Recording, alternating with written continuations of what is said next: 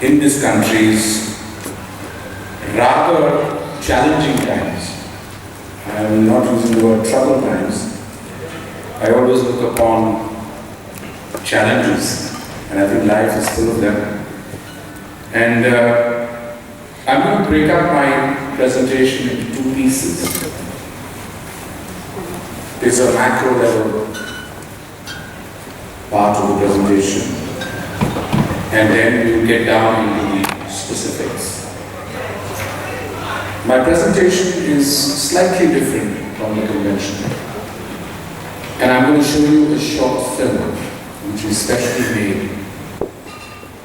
It's called Beyond Imaginations, and it actually raises or perhaps increases the level of awareness of the times and the era or the way we are living.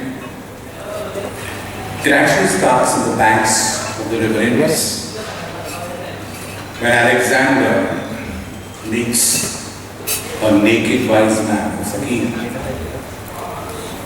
And Alexander, in all his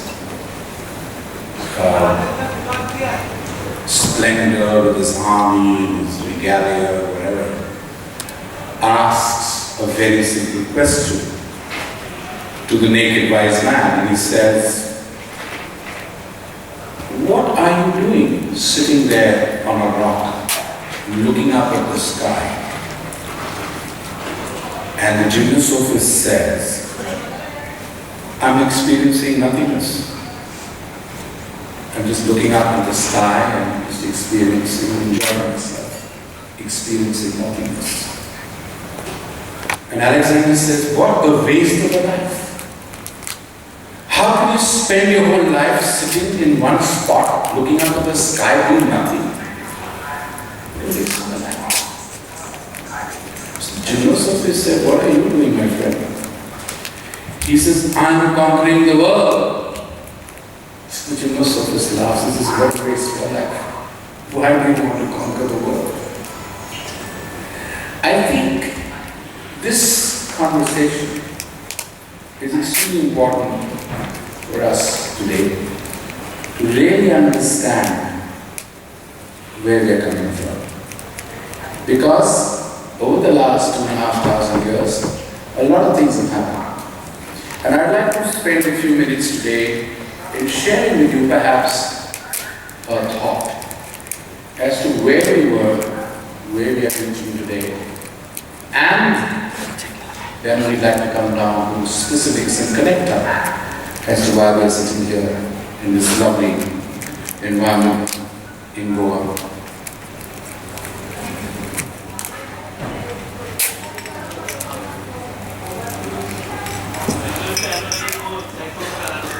Just a few quick, rushing through, if you like, thoughts.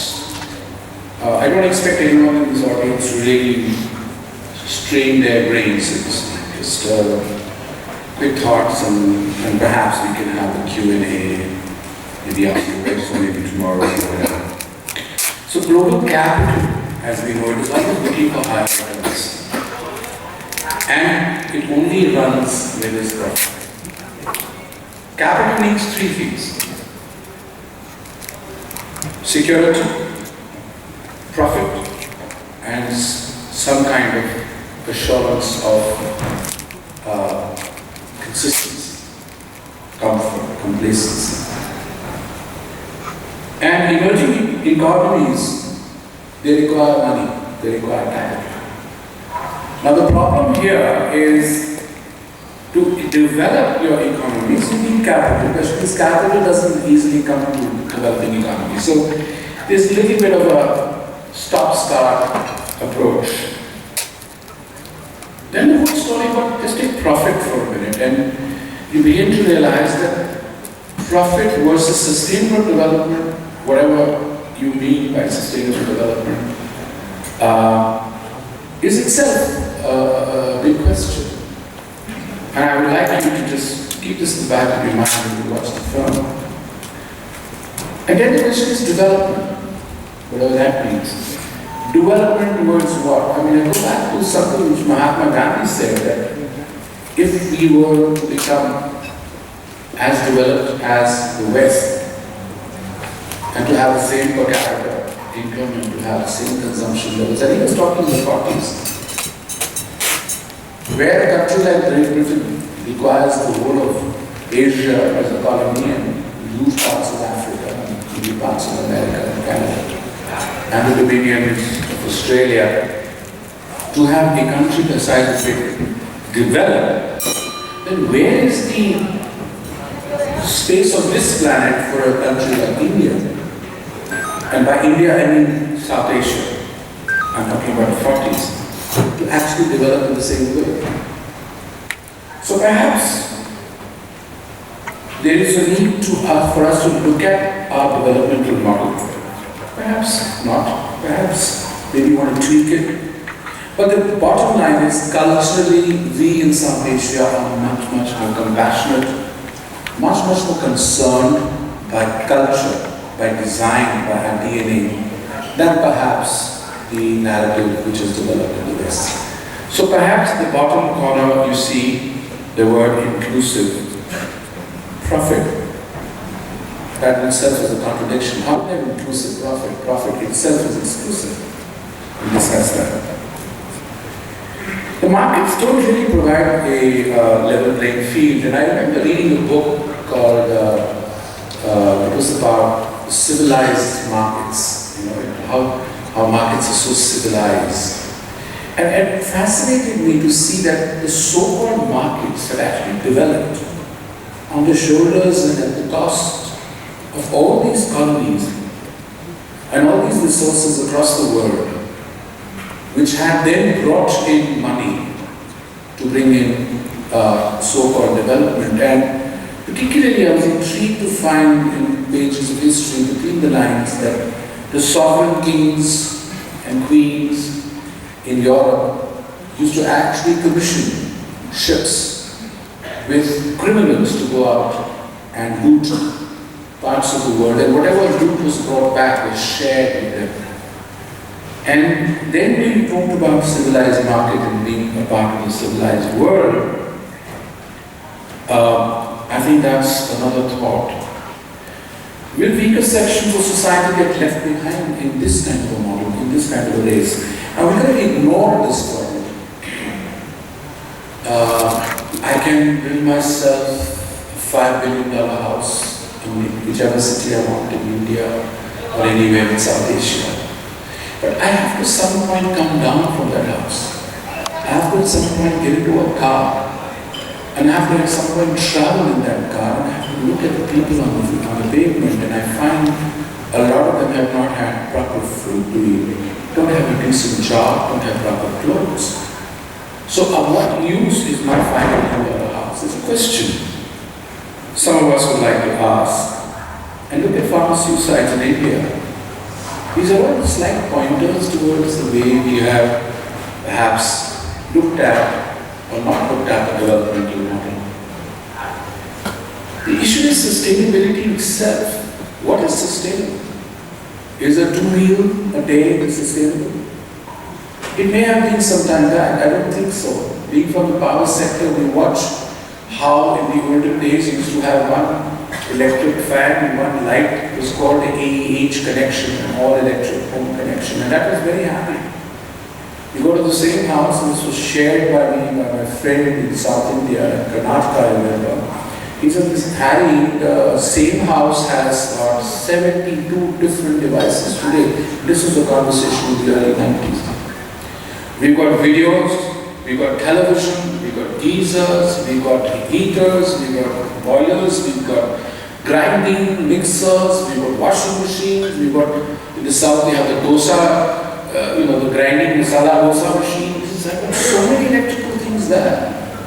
The same AEH connection has gone up in a geometrical progression by 72 times. And so then you have creating markets solely for profit at the cost of the poor is obviously not sustainable.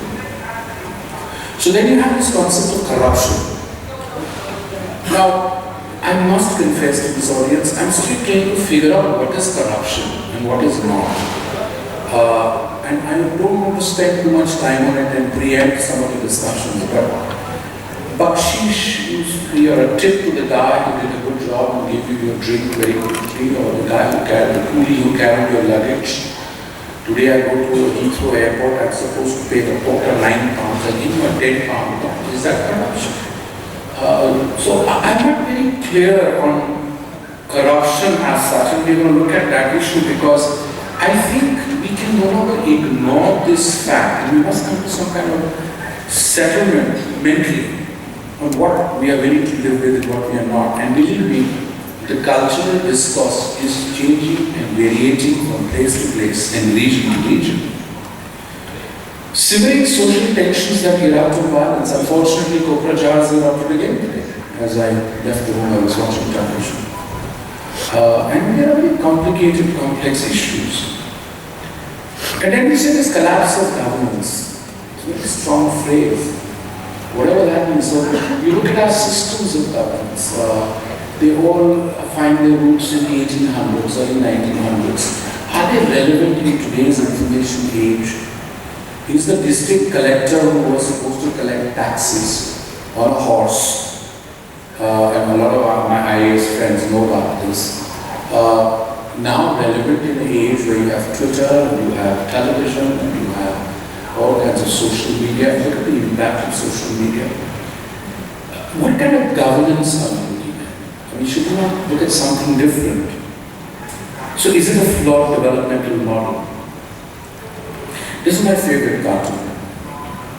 We created this in-house in 98 at a presentation at the World Bank Summit in 98 in Washington. And it's called The Elephant in the Marketplace. It's all about how when you go into a developing country and you try and give it the development model, you find that there's a big fat elephant that comes in the form of monopolies, monopsonies, all kinds of efforts to dominate that market. And that guy, the elephant, does not allow market principles to work. And because it doesn't allow market principles to work, the immediate result is the cost of services go up, consumers get unhappy, and the rest is all well-known.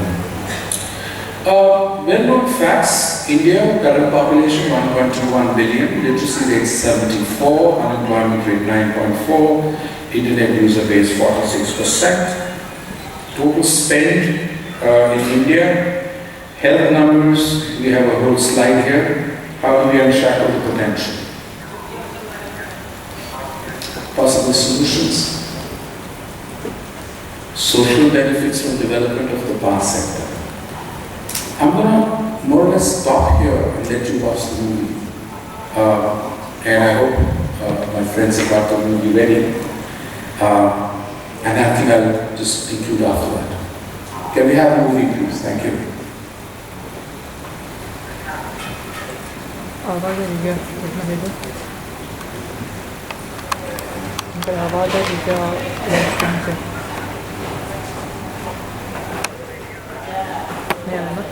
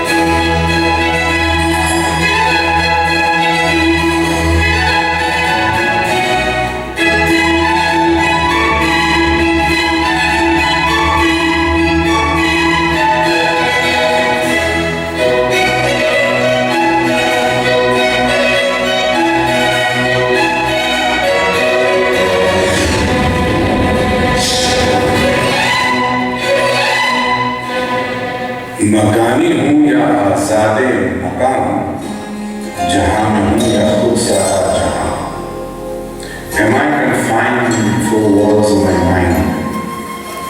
Or am I beyond all walls? Am I in the world? Is the world because of me? There is development happening everywhere. Infrastructure is being built, markets are booming, growth is happening at a rate never seen before. And yet, around the world there is great unhappiness. The environment is being destroyed, economies are in trouble, cultures are being eroded, people are migrating from villages to cities, poverty is on the rise, the gap between the rich and poor is rising, the sense of security is going away, infrastructure is collapsing.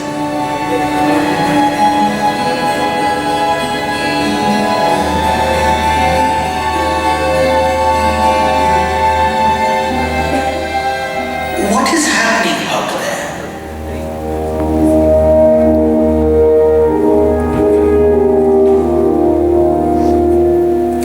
Is it a problem of wealth generation, or is it a problem of wealth distribution? Or is it the problem of development itself? We see development only in material terms. Could it be that somewhere along the line we have forgotten development in emotional terms?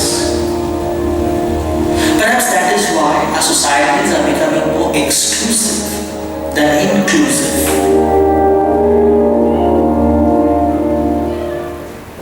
In nature, might is right. Nature has no favorites. Every animal has got its strengths, weaknesses, opportunities and threats.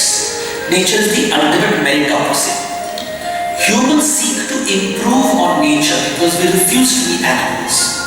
We refuse to live by the law of the jungle. We want to give rights to the weak. And so we imagine a better world with different notions of beauty, righteousness and fairness. But the thing is, different communities imagine perfection differently.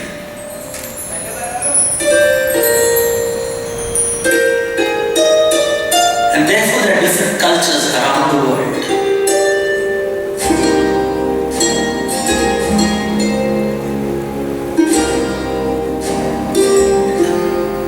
In India there is a story of two gods who were brothers who went around the race 3 times around the world. One of them flew around the mountains, the continents, the oceans and the stars. The other simply toured around himself 3 times and declared himself winner. When asked for an explanation, he said, I went around my world, you went around the world. What matters more? Culture is my world. Culture is how a community sees the world.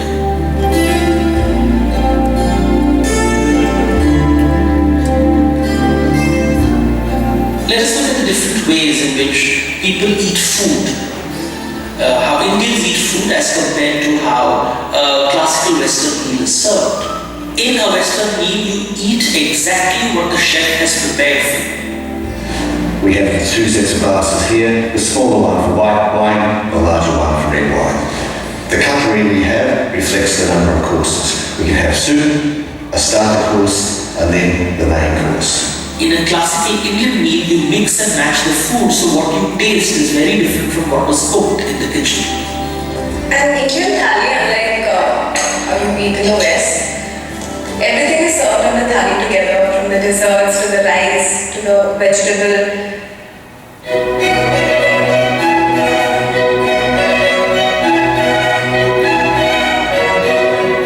Let's look at music. If you listen to Western classical music, the notion of harmony dominates. Western classical music has a linear beat. Indian classical music has a cyclical beat.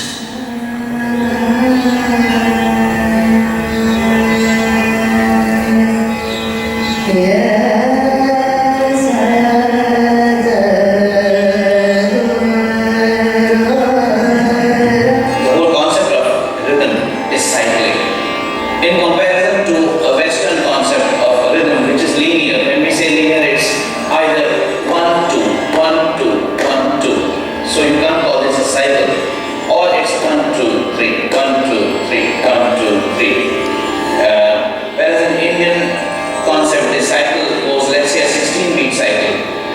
recite and say. Dha, din, da, da, din, da, da, din, da, da, din, da, da. Indian classical music, the concept of harmony does not exist.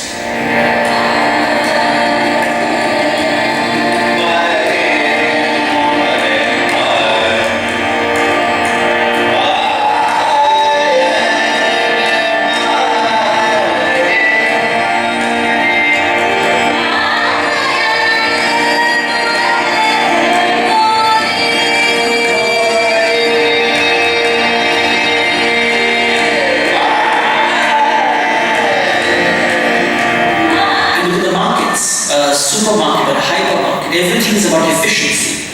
The aisles are once again the grid-like format. While in Indian bazaar, people are sitting in clumps, in groups. It looks apparently chaotic, inefficient, but everyone knows where the buyer is, where the seller is, transactions happen, business is done. It is just very different from the Western market. Well, I really prefer buying from the mall. The food is absolutely latest batch and everything. Besides anything, it's well stacked, well aligned. Now let us look at the streets of India. A traditional Indian street will meander through, go left and go right. The streets are never crisscross each other perpendicular. So if you go to the city of New York, the roads are organized in a grid-like pattern. If you observe carefully, there is consistency in the way food is eaten, music is composed, and cities are designed in the West. They are all linear. In India, they tend to be cyclical and spiral and non-linear. It indicates two different ways of thinking which manifests culturally as two different things.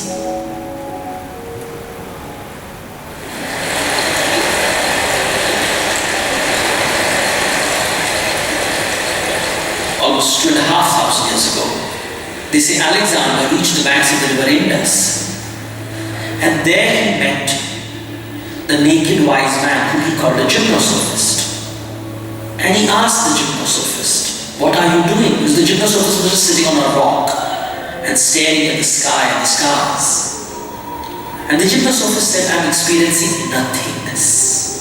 Then the gymnosophist asked Alexander, "What are you doing?" And Alexander said, "I am conquering the world."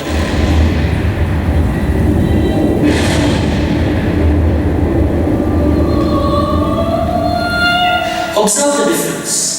What is the right way to live life? Experience nothingness or conquer the world? If I have to experience nothingness, this gymnosophist believed you live in finite times, and therefore achievements don't matter. Alexander believed you live only once, and therefore achievements matter.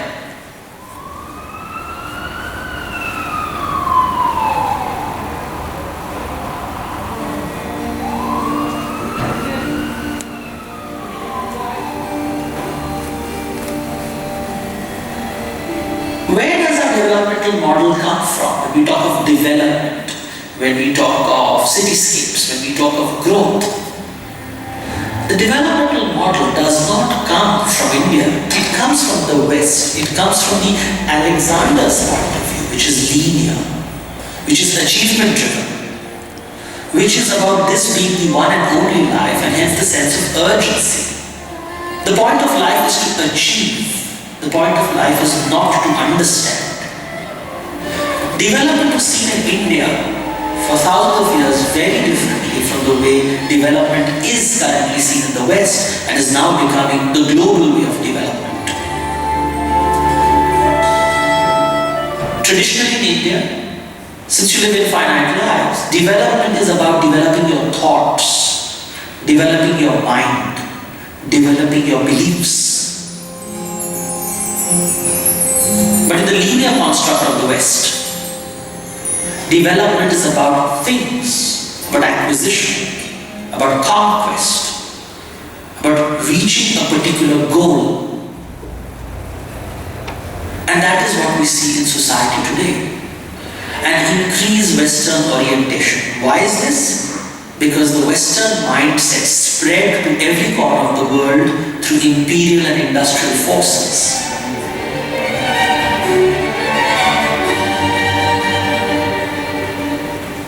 Before development came, the so-called development came, what happened to our people? They've been living for thousands and millions of years. You mean they didn't have a life? They didn't have any happiness, they didn't have food, they had no ritual, no customs, no work. It all arrived in the Western discourse of development. No. The true story is, development is a way for markets to be developed. We are creating a market model. अभी English का जमाना चल रहा है ना, हिंदी का दौर भी तो खत्म हो गया। अभी जो करेंगे, जैसे हम लोग हैं, पहले हम लोग की गरीबी थी, हम लोग पढ़ नहीं पाए। अभी बच्चे लोग को जहाँ से करेंगे उससे अच्छा पढ़ाएंगे, इंग्लिश ही पढ़ाएंगे। अभी हिंदी का जमाना गया। In Greek mythology, when a monster attacks the hero goes about killing it. So you have the story of Bellerophon, who destroys Chimera, that is part lion, part goat, part serpent. But in Indian mythology, a monster is seen as a form of divinity. When Arjuna faces the beast, which is a composite of 9 animals, part rooster, part peacock, part elephant, part human, part deer, part tiger, part lion, part bull, part serpent, he bows in reverence, because what is not understood need not be invalid. He therefore includes the other, the mysterious, what cannot be controlled.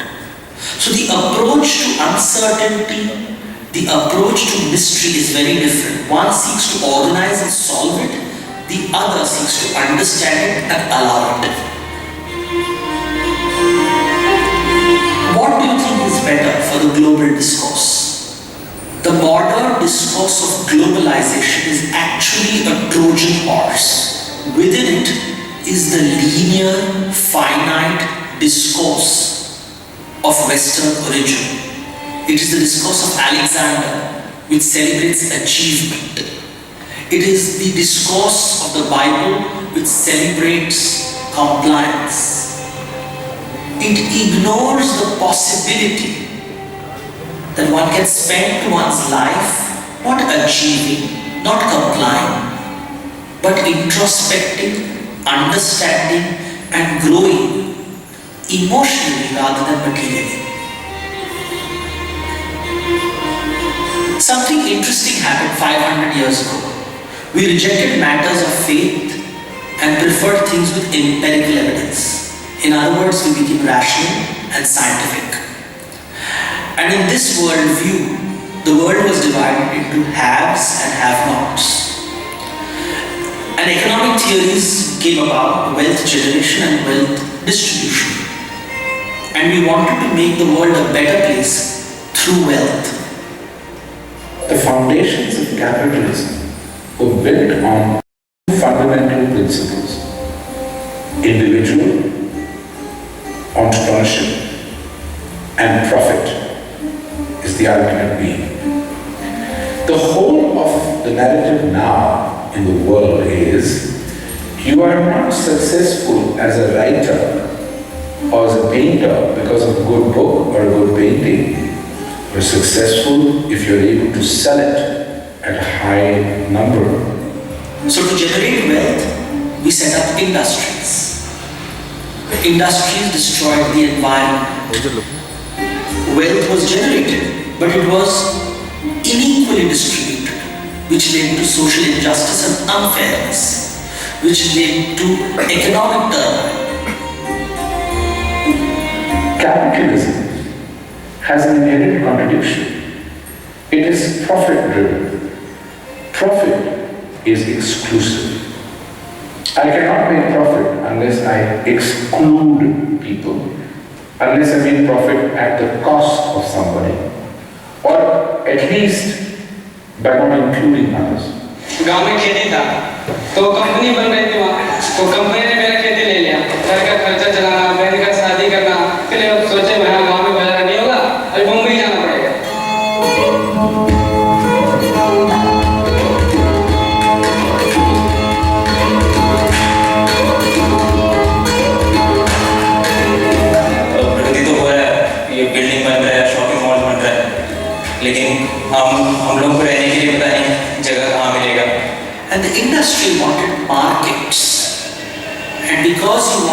consumers in these markets, the consumer discourse went about eroding the culture of contentment.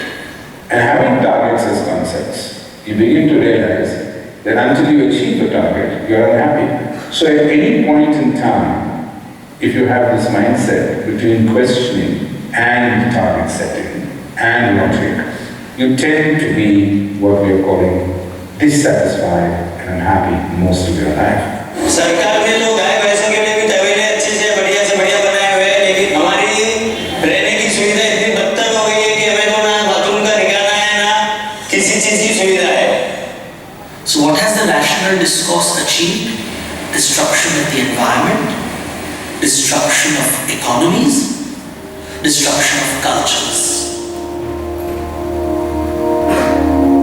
Naturally, we are faced with environmental terrorism, economic terrorism, and cultural terrorism.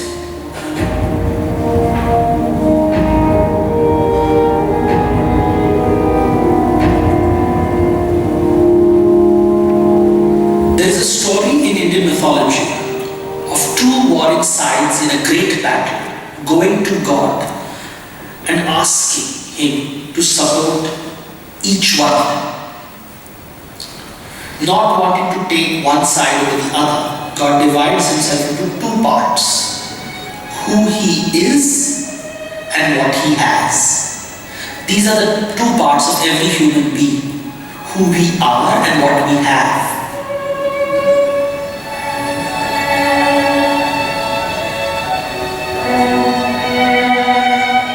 In the Western worldview, you cannot change who you are because you live only once. And so you focus on what you have and try to expand that.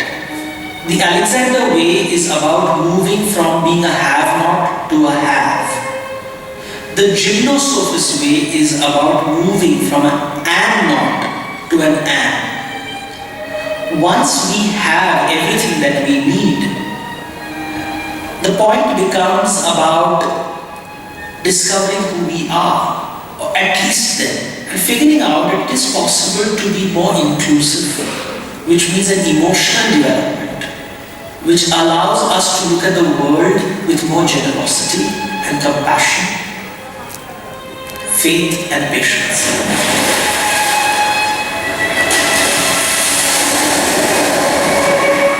Linear thinking tends to look at things as a right and wrong, while cyclical thinking tries to understand the other person's point of view.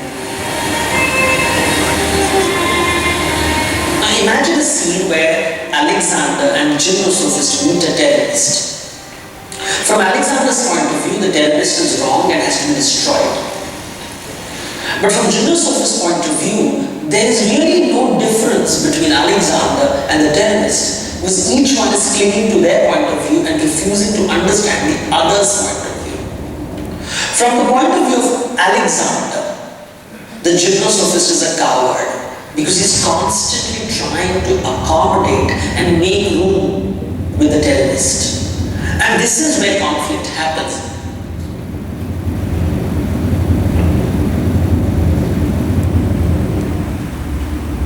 So when we talk about rebirth, we have to ask ourselves, is it an objective truth or a subjective truth? All cultural truths are subjective, they're born of the imagination. The question is, what does this subjective truth give a community and a people? When I believe in one life, I want to live it the right way. And there can only be one right way. But when I believe in many lives, I believe there are many ways. There are many ways to live life, and therefore I allow people to live differently. And so implicit in the rebirth discourse is the notion of diversity, which perhaps explains why there is so much diversity in India. And nowhere is this more evident than in the currency note. Let's look at a US currency note. There is only one language on it, English. Let's look at the Euro currency note. There are two scripts, the Latin script and the Greek script. Now look at the Indian currency note. There are 15 scripts at least, excluding English. seen in all. What does it say? That the gymnosophist way has something to offer. But what is globalization turning out to be? The Alexander's way, the way of the conqueror, where someone has to lose. Perhaps it's time to reconsider the cultural discourse of globalization. Pay more attention to the naked wise sage on the banks of the Indus, who wanted to experience nothingness. And I think it is about discovering that life matters not when you exclude people, when you include people. This is true development. मकानी हूँ या आज़ादे मकाम, जहाँ में हूँ या खुद सारा जहाँ. Am I confined in the four walls of my mind, or am I beyond all walls? Am I in the world, or is the world because of me?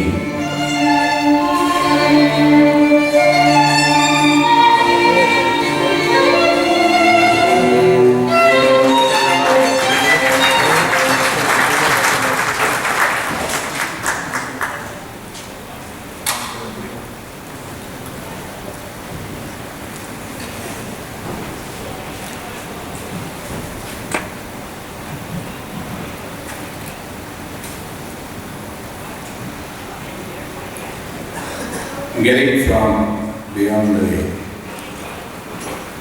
concepts and ideas. The whole retreat is designed to give different flavors, different thoughts, different strands in the next few days. Very often I was asked, why is there regulators and policy makers, and if we've got all kinds of different people coming, how does this help the power sector? How does it help the regulator? And my response is very simple. The regulator is not living, or the policy maker is not living in a vacuum. Or the stakeholder is not living in a vacuum. He's living, thriving, breathing, interacting, moment to moment, second to second with people around him. And therefore, it's very, very interesting, important, I guess, and I think challenging at the same time to engage people, to share different strands of thought. So what we've done, ladies and gentlemen, is over the next few days, we have brought in a few strands of thoughts in the sessions that we're looking at. I'm given to understand there are almost 60 speakers. That's a hell of a lot of speakers, I can tell you that. But then we want to pack, it's like a movie, an action-packed movie. We're so gripped by the different things happening, we just won't let you rest. We're going to keep giving you new ideas and thoughts, and hopefully something will come out of it. Just after I finish, I will request Dr. Pramod Dhaul, who is the chairman of our Central Energy Regulation Commission, to share his thoughts on how turning the power sector around as a title, and the role of government, regulators, and the private sector. Why the private sector? Because in 1991, we did what China had done much before. It was the government decided to ask the private sector to come on board and augment the infrastructure of this country.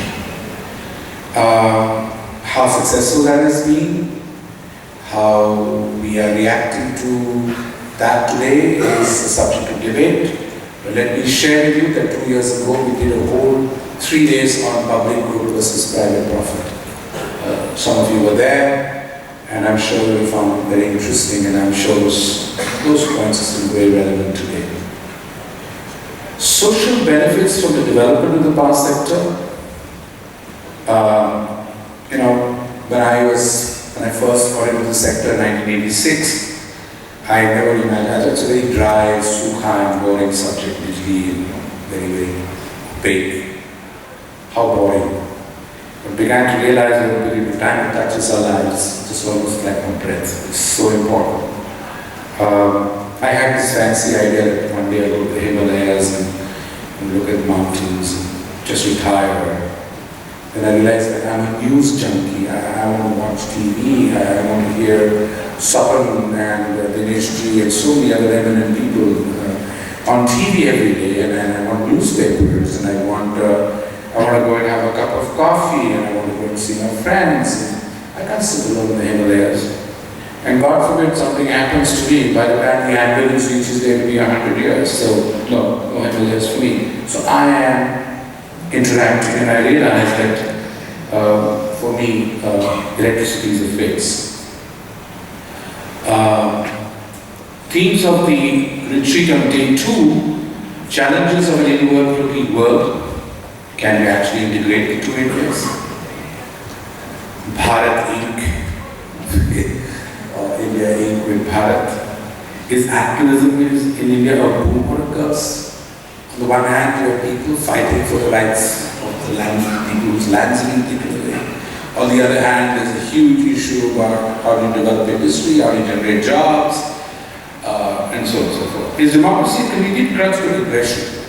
Should we be like China with one nice benevolent dictator who said this is where the McDonald's will come up, and anyone who says no gets shot, or do we do it in some other way? In this interdependent world, are we creating a uniform world order for people to live and behave? I don't know about the world order, but I do see, as a business guy, we are moving towards international accounting practices. We are going towards Basel norms 1, 2, 3. We are moving towards GAR and all kinds of exciting things. And all these guys used to tell me about this. I always ask myself, where were you guys in 2008? What was Basel 1, 2, 3? In 2008, when the banking system went for a spin, and I don't get an answer. But nevertheless, we are going there, so that's where we are. And hopefully stop simping Indian. That's another very interesting session. And then do we have the perseverance and imagination to innovate? I think we do. Potentially that the session comes up with. Now the structure of this conference is such that in the morning we have master classes. The master classes focus on very hot and burning issues in the power sector. So those of you who are very bored of the power sector, not really fascinated, I invite you to continue taking a swim, having a nice breakfast, take a walk on the beach. Don't go too far into the water, it's not safe. But those of you who are really interested in knowing what's happening in the power sector, these master classes may be useful. We are really going to have some intense discussion on where we are in the power sector. We recently had this very dramatic blackout, which was touted as the biggest blackout in the world, with 600 million people without electricity. Of course, I have to correct somebody telling you half of the weather I actually anyway. That's besides the point. So there are a lot of exciting and burning issues we're going to talk about, and I hope our friends will take full advantage of the discussions that take place. There's a special discussion on ethical business practices, challenges doing business in India, corruption, efficiency, the way for the private sector. We do 2 international events a year, one in London and one outside India, on energy security and basically for Asia. And we found to our horror, a lot of the Western companies were worried about coming to India and coming to these parts of the world because of the laws that would prevent them from being even indirectly tied up into an ethical business practice issue. For example, sitting in London, we found that you have the British Bribery Act, you have the Foreign Corrupt Practices Act of the United States, you have the UN laws, then you have the Indian the Anti-Corruption Act and so on and so forth. So you need to have a battery of lawyers who are experts in all these just to do a business transaction. It is as bad as that. So I think we do also need to look at this issue of corruption and how the private sector can really get on with it if they have to, at least in South Asia, get on with building infrastructure. And then we have the elephant in the marketplace in motion. Does the media have a pernicious influence in India? Have we got into a situation where there are these media trials every day, and so I'm going to say Ashok Das Gupta, my friend here, actually is a schizophrenic, and he rapes 5 women a day and gets away with it, and he kills 5 at night. I put it on TV. Which you can file me for defamation, but that's a long story. It's on TV, it's news, 3 days later it's gone. But poor Ashok Das Gupta, his neighbors won't talk to him, the middleman will stop his supplies, and I promise you his wife won't talk to him ever again. So is it, what is it? I don't know. We can talk about it. Have you relegated Parliament to disruption rather than discourse? I think this is very, very interesting, because the last 3 days Parliament is not functioning for whatever reason. And I don't understand politics, so I confess I'm at a loss here. But the fact is the Parliament is being disrupted. The role of education in promoting sustainable development. I remember a conversation I had with the international group which wanted to do work out of Europe. A lot of money being spent on educating kids through television, through satellite. And I asked the guy one question, I said, what stories are you going to put on that TV channel? Is it going to be Baba, Black Sheep, and Humpty Dumpty and Jack and Jill? Or are you going to adapt it to the region? And he looked very shocked. He said, what do you mean? I thought the whole world understand. I said, listen, we have grown up at KG listening to, Baba, Black Sheep, but that's not our culture. That's ridiculous. We have to come up with something where we can identify that. So let's look at what is the role of education? What is education in sustainable development? The craft of consumerism, I think that's very interesting and very important session, and I'm glad Delegation India is here. We're looking at how we politicizing our natural resources, and I'm really looking forward to that debate myself. In an interdependent world, are we going to have a single currency? We are going to have single laws of corruption. I want to share one of my frustrations on sanctity of contract. My favorite story, and a lot of you have heard it, please bear with me. I remember a discussion we had at a conference where a sitting judge of the High Court said, sanctity of contract rule of law will be honored by the courts. Absolutely. The second speaker got up and said, sanctity of contract is fine, but as long as it's in public interest. But we can reopen contracts in public interest. Now, whatever public interest means is a question mark. The third guy comes around and says, sanctity of contract is fine, public interest is fine, but we will definitely open it in cases malified, or an allegation of malified. The last person stood up, and he was from Harvard, and he was teaching the Bangalore Law School, and he said, ladies and gentlemen, and I quote, English jurisprudence is where our laws are coming from.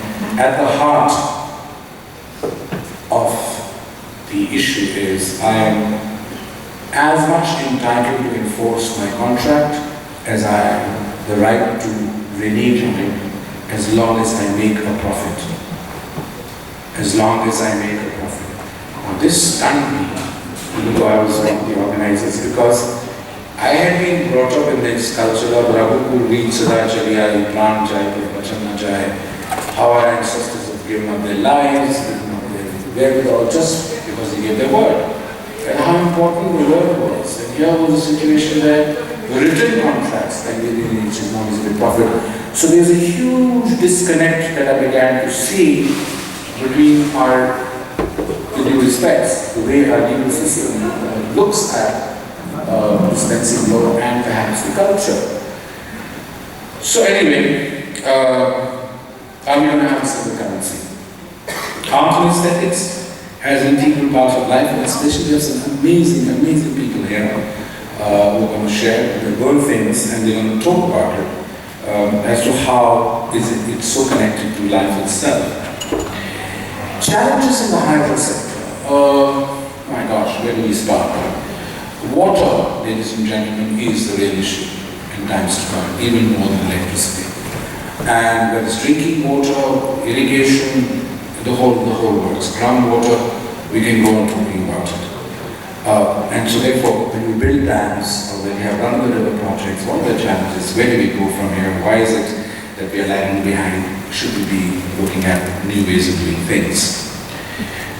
On day 4, we go to can IT revolutionize electricity distribution, do smarter grid, or regulatory and policy support, feeder separation projects. Feeder separation means to separate the feeders for agricultural sector so that you don't have power cuts, or you give the farmers 8 hours, like you reach out to 6 hours, they tell the farmer this is how much power you get, that's it, they have separate feeders, so no interference. Or are we looking at the bulbs? I don't know whether you're aware, there is a block called Stuxnet, which actually disabled Iran's nuclear project and set it back 1.5 years. It came through the net, came through the IT systems, and recently we've got something called Flame, which sits on the system, it's instigated whenever it's been triggered. Do we want smart grids which will further get affected by this? I don't know how much of you guys know that our electricity grids are very IP dependent as we speak. And so cyber security is an issue we're going to look at. Geopolitics of energy in India and this neighborhood.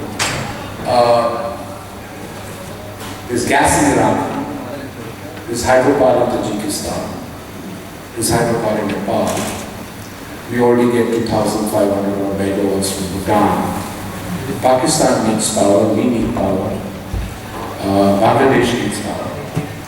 Sri Lanka wants the 2,000 megawatt interconnector needs power. So I think we need to look at the situation in a holistic manner and see how we can go forward. There's a masterclass in security, overview of India's threats and options. Threats defined as internal, external, cyber, the works, need for training for emergency response, increasing risk to Indian infrastructure. It's very important for the regulators to understand that your infrastructure is the one that you're regulating, power, petroleum, whatever, needs to be protected. And needs to be protected very, very robustly, because otherwise you can have situations which are out of control. I'll just share a quick thought with you. Thanks to the solar activity that's been increasing in the last few years, you are getting an EMP, an electromagnetic pulse. And if that pulse, it has already happened 4 or 5 times, you can understand, that burns up all your transformers. The replacement of the 50 or 100 transformer takes you 12 months or 15 months. You are in trouble, so you need to find ways and means to secure your electricity infrastructure, not just from human intervention, you've also got interstellar intervention happening. Tackling urban terrorism in India, ghettos becoming breeding grounds for terrorists, cyber attacks on grids. Let the deliberations begin, ladies and gentlemen. Thank you so much. Thank you.